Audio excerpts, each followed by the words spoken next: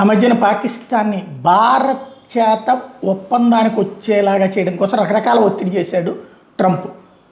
Petrol మీద టారిఫ్లు వేసాడు, రకరకాలు చేశాడు. ఏ వేధింపులు పట్టించుకోలేదు. చచ్చినట్టు చివరికి మనం రివర్స్ ఎత్తుగడలో భాగంగా యూరోపియన్ వాళ్ళు పట్టుకొచ్చి, చైనాతో పట్టుకొచ్చి, బ్రిటన్తో, కెనడాతో ఇట్లాంటి ఒప్పందాలు దిశగా వచ్చేటప్పటికి చచ్చినట్టు ఇప్పుడు పరిగెత్తుకుంటూ వచ్చాడు ట్రంప్. తనంతట తాను ఫోన్ చేసి చర్చ ఇట్లాగా ఫ్రీ ట్రేడ్ అగ్రిమెంట్ చేసుకుందాం అన్నాడు. అందులో మళ్ళీ ఒక నాటకం ఆడాడు, కొన్ని అన్నిటికీ ఫ్రీ అని చెప్పేసి దానికి భారత ప్రభుత్వం గట్టిగా తగులుకునేటప్పటికి మళ్ళీ అబ్బాయి అన్నీ కాదు, కొన్నిటికి ఎగ్జామ్షన్స్ ఉన్నాయని చెప్పుకొచ్చాడు. ఇదంతా నడిచిపోయింది.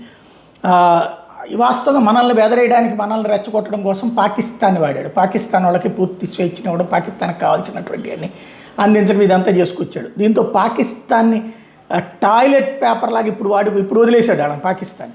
దాంతో పాకిస్తాన్ని టాయిలెట్ పేపర్ లాగా ఉపయోగించారు అంటూ ఖవాజా ఆసిఫ్ ఘాటుగా వ్యాఖ్యానించారు. ఆ దేశానికి సంబంధించిన పాకిస్తాన్ రక్షణ మంత్రి.